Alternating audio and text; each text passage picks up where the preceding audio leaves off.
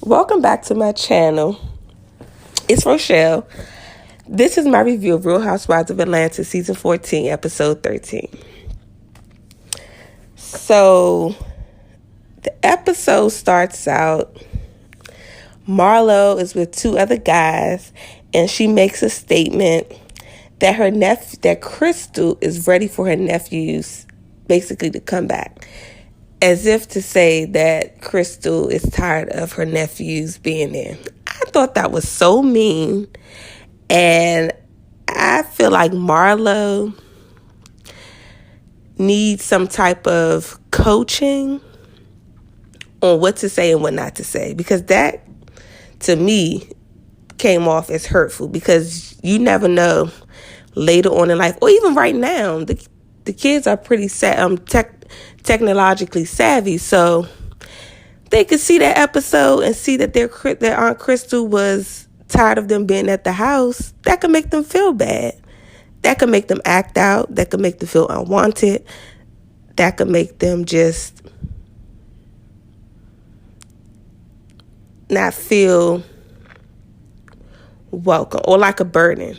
So I feel like Marlo needs to take some type of parenting classes when it comes to what she says out of her mouth, because her words cut deep, and she even admits that she could say some things that is very hurtful. So I just think she needs to be careful about what she says about her nephews.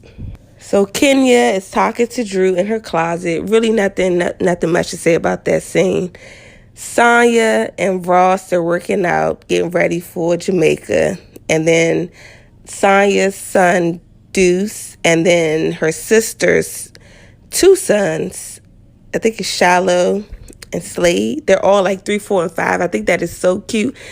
I think that the kids are probably having more fun than the adults because, you know, they're around each other's age and, you know, they're hanging out with their cousins. The adults, not so much. Sonya and her husband, and then Sonya's sister and her husband, which is their personal trainer, and then Sonya's parents.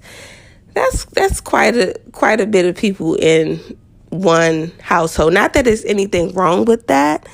It's just really, really, really crowded. And I'm not sure. I don't know the size of Sonya's house, but I'm pretty sure it's not that big. Yeah, but it's probably fun for the little kids. I think all of the little boys were so cute, running around playing with each other. I think they're going to remember that for the rest of their lives. Then we go to Ralph and Drew's house. Okay? And let me start by saying, you know, Drew, she gets on my nerves sometimes, but the green sweater, the hair, with the denim jeans, with the cutouts, I think Drew looked really, really nice in that scene. She looks really nice. Ralph is writing a book about step parenting, about his stepson, you know, I think his name is Josiah. Now, Ralph says that he has spoken with Josiah's father, and Josiah's father basically said that he was not okay with him adopting Josiah. Now, honestly, in my opinion, I don't know if Drew knows if Ralph really spoke with Josiah's father. Me personally, I don't believe that he did that. Because if you're going to speak to his dad, why not have his mom, Drew, involved in the conversation? It should be between all three of you all. All three. The mom, the stepdad, and the dad. And you all three collectively have a discussion. But for Ralph to say that he spoke with the father and the father didn't agree with, I don't know if I believe Ralph. Because at one point Ralph was okay with adopting Josiah, and now he's saying he doesn't want to do it because of the dad. I'm not totally sold on that. So He's writing a book about being a step parent, and then he invites his publisher, Audrey, I think her name is Audrey, over to discuss the book. And it's going to be about blended families. And she says it's basically dedicated to fathers. Lessons learned, he doesn't want Drew to read the book, but he wants Drew to write the foreword. And I don't know what Ralph has going on, but I think Ralph believes that if he can get away with something with Drew, he's going to do it. And I'm so proud that Drew stood up for herself and said, I don't feel comfortable writing a foreword for a book that I don't even know what's in it. I don't see what the issue is with Drew reading the book. It's about her son. And it's about her husband. Why wouldn't she be privy to what's in the book? She may want to give her opinion on some things. And she also wants to see what the book is going to be really about. It could be something in there that she doesn't agree with. Something that's not even true. And for her husband not to even include her, and not even so much on writing the book, but to know at least what's in the book. I don't think that's right. And I think Ralph is a little, I don't know what's wrong with Ralph, but I think he's used to treating Drew that way. But Drew said she's not going to do it. We'll see. And then the publisher wants the family to be on the back of the book. So you want me to put my face on the book, my son's face on the book, my other two kids' face on the book, and Ralph's, but I don't know what's in the book? It doesn't make sense to me. And Drew, she's taking it easy, but to me, I don't think it's a joke. I think this is something very serious, and she needs to basically let Ralph know, you need to let me know what's going to be in this book, because you're only a stepfather currently because of my son. Well, I don't know if he was a stepfather prior to Drew, but based on this, it seems like Josiah is his first stepson based on this. So we're just going to go with that. And if that is the case, it's about her family. She should know what's in the book. You're her, even if it wasn't about step parenting, any book he's writing, that's your wife. Why wouldn't you let her know a book that you're writing?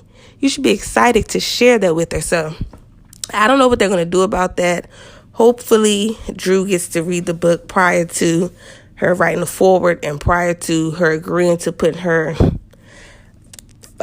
family on the back of the book. She did say that she didn't feel comfortable with, writing the foreword if she didn't know what the book was going to be about. And I totally agree with Drew. So now the cast is about to go to Jamaica, and Sonia sends sprinters to everybody's homes to drop them off at the airport, which I thought was a nice gesture. But she picks up Marlo, and I have to say Marlo's fur coat was everything. Okay. Ross forgets his passport. He goes back home. He makes the flight. Sheree is riding with Kenya and her +1. Kenya says her cousin isn't able to make it. She's sick. And Candy and Todd, of course, comes together. And then Mayetta and her husband. Oh, and Marlo and her friend, who's a florist. She invites. That's her +1. So they arrive in Jamaica at Ocean Eden Bay. I guess that's a resort. It's really nice. It's beautiful. Candy says she's been there before, but she's not going to disclose that, which I said, that's good, Candy. Because, sometimes people could try to overshadow things, but Candy was like, I was here already, but I'm not going to disclose that information. Really nice resort. They're waiting at the lobby, the entry, with drinks, and everybody is hungry. They go, Sonya has a room, it's catered with food and everything. Everybody's sitting down eating. Oh, prior to that, Kenya meets a guy. She stops and goes to talk to him. And she invites him out with her and, the cast to dinner. And, I said Kenya knows reality TV because by inviting him to the dinner, that gave her some good screen time. He came to her room, and met her at dinner. For the first part of the dinner, they all were asking him questions. So I believe Kenya, that was kind of genius on her part. She didn't bring anyone with her, but she met someone there and invited him to be a part of the dinner. I thought that was genius. I'm so glad that Sonya just picked the room for everybody. They didn't have to play a game and try to, fight over a room. I'm pretty sure everybody's room was really nice. The resort was nice altogether.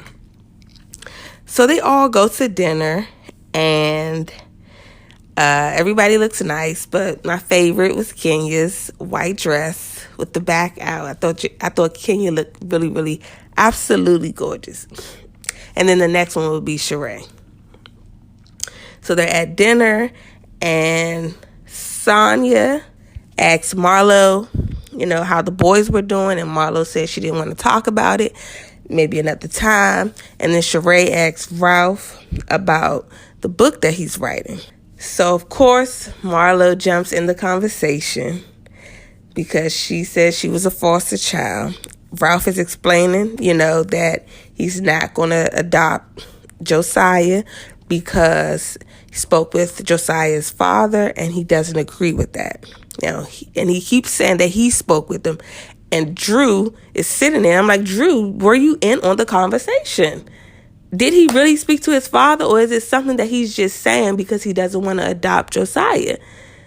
I feel like Drew should be privy to that information. I feel like that's a conversation that Drew needs to be in on. Why are you excluding the mother of her son, who you said that you were going to adopt? She should have been in on that conversation. I really want to know, and I wish Drew would say it at the reunion, whether she was in on that conversation or not, because it's really bothering me, because I feel like Ralph did not speak with him. I just really feel like he did not speak with Josiah's father. I don't believe that he did it, because why wouldn't Drew know about it? Unless she's just not said anything. So Marlo doesn't agree that Ralph saying that he would adopt Josiah and then going back on his word and not doing it. Marlo says that, she was in foster care and not many foster parents can make you feel loved as, their own children. And so she knows what that feels like. And as much as Marlo, sometimes she says stuff that she shouldn't say, and Marlo hits below the belt.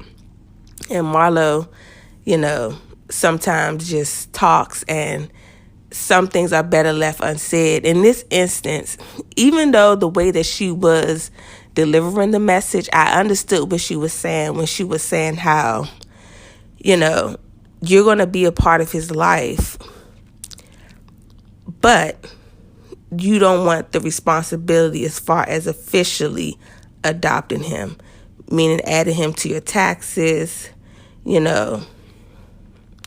responsibility full time. And if you think about it, and I don't know how it works, but I'm just assuming that if Drew and Ralph, don't work their marriage, they get a divorce, will Ralph still be legally responsible for Josiah? He's going to be responsible for his 2 children that he has with Drew, but would he be responsible for Josiah? And maybe that could be, I don't know it to be true, a reason why he doesn't want to adopt Josiah. That could be a reason. I don't know that to be true. But I could see Marlo's point about Josiah feeling left out when he agreed to it from the beginning. Maybe if he didn't agree to it, but he agreed to do it, and now all of a sudden it's an issue because his father doesn't want him to adopt him, allegedly. I don't know that to be true. So I just really hope that they work everything out. I hope that Drew would speak to Josiah's father herself to see if that is the case. And if that is the case, then okay, Ralph, it's nothing he can do about that. It's nothing he can do about it. His biological dad doesn't want him to adopt him. That's fine. But if it comes out that he is lying about that, Drew needs to really sit down and have a real conversation with Ralph. Because Ralph, to me, seems like he just tells Drew what Drew wants to hear. Or he just makes things up to Drew because Drew's not going to follow through with it. So Marlo and Candy, gets into it because Candy wants to know why Marlo is so concerned about what's going on with Drew and Ralph. And she has a situation with her nephews, which I do agree with. Although Marlo, I was agreeing with some of the points that she said. I didn't agree with her delivery, but it's like, Marlo, you have your own situation going on, so I'm going to need you to kind of like quiet down a little bit and get your situation in order. So Marlo says to Candy, your situation is weird that your mother comes before your man. And I said, come on now, Marlo. Now, when I say Marlo was jabbing Candy, going for Candy's jugular, uppercutting Candy, I thought Marlo was doing a little too much. Just a little too much. Because I don't know why Marlo is going after Candy. And I've heard her in Carlos's podcast stating that she wants Candy to work for her check this season. But Marlo, Candy did try to help you with the show. I don't see why Marlo goes that hard on Candy, of all people. I don't understand it. I don't get it. I don't know if it's worth it, because the stuff that Marlo does, it really hits below the belt, and it comes off distasteful. It's not even fun shade. It's very distasteful. So they're both going back and forth with each other. And Marlo saying, you don't think it's weird, that your mom comes before your husband, that you taking care of Todd, you don't even take care of your own kids. You're just a provider. You work so much, you don't even get to see your kids. And Candy is saying, don't you think it's weird that you sent your nephews away? That will make them feel some type of way. And they're just going back and forth. And Marlo basically was saying, I'm saying the same thing that Mama Joyce was saying. Mama Joyce they did show a flashback when Mama Joyce did talk about how Todd is living off of Candy. And he's saying, when am I getting out of the relationship? And Mama Joyce is looking around at the house like, all of this is what you're getting out of. So she did say it. But Marlo, you're not Candy's mother. So I'm pretty sure Candy was upset with her mother when she said that. But Marlo, she's still going to have a relationship with her mom. You're not her mom. You shouldn't say things like that.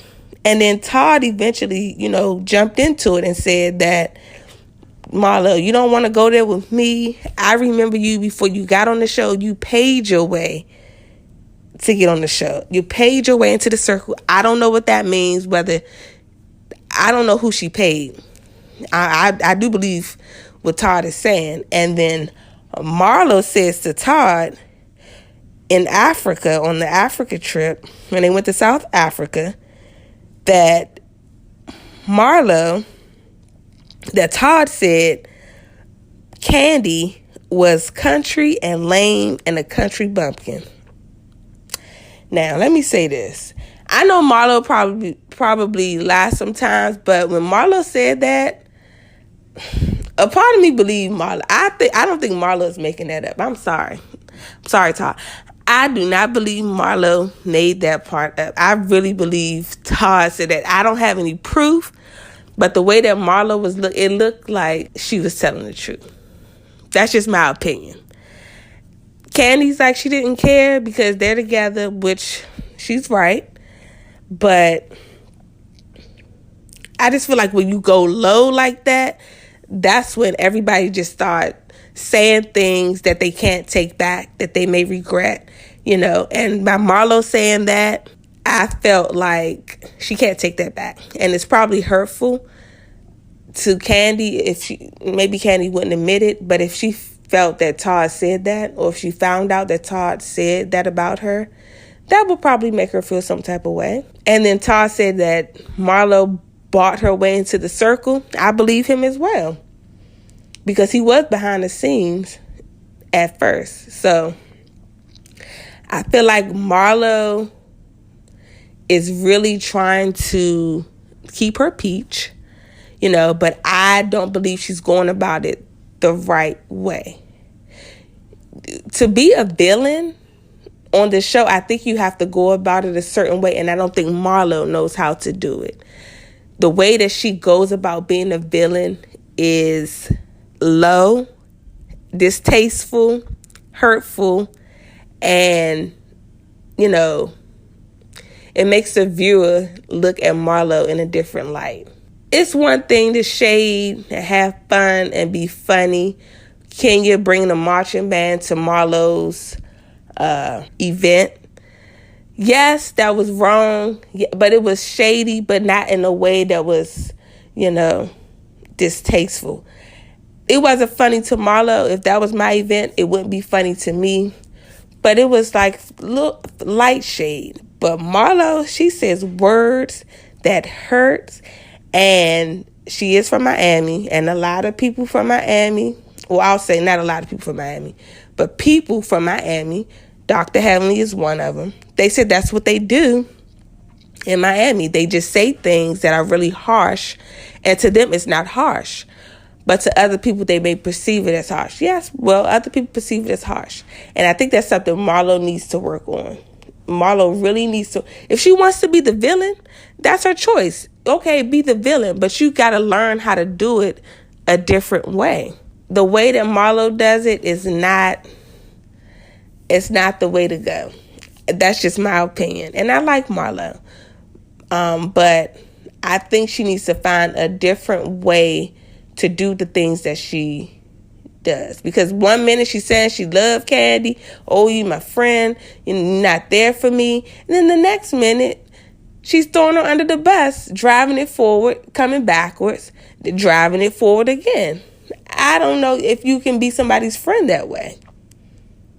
And then Candy said to Marlo early in the episode, she never brings her man around.